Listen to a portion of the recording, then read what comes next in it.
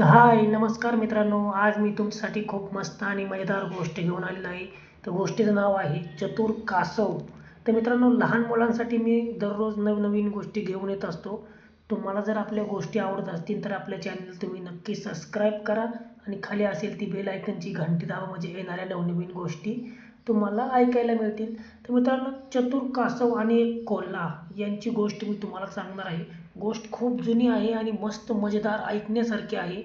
गोष्टीचं नाव आहे चतुर कासव. एका कोल्ह्याला खूप भूक लागली होती. अन्नाच्या शोधात त्याने संपूर्ण जंगल पालथे घातले. नदीच्या काठाजवळ त्याने एक कासव पाहिले. त्याने ते पकडले, पण कासवाचे कवच खूप कडक असल्यामुळे कोल्हा कासवाला खाऊ शकला नाही. कोल्होबा, मला थोडा वेळ पाण्यात भिजत ठेवा, म्हणजे माझे कवच मऊ पडेल आणि मग तुम्ही मला खाऊ शकाल, कासवाने सुचवले. कासवाच्या सांगण्यावर कोल्ह्याचा विश्वास बसला. त्याने कासवाला पाण्यात सोडले. कासव पटकन कोल्ह्यापासून दूर गेले आणि पोहत पोहत सुरक्षित ठिकाणी पोचले.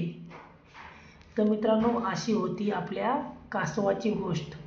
तर मित्रांनो, अशाच नवनवीन गोष्टी तुम्हाला जर ऐकायच्या असतील तर आपल्या चॅनेलला सबस्क्राईब करा.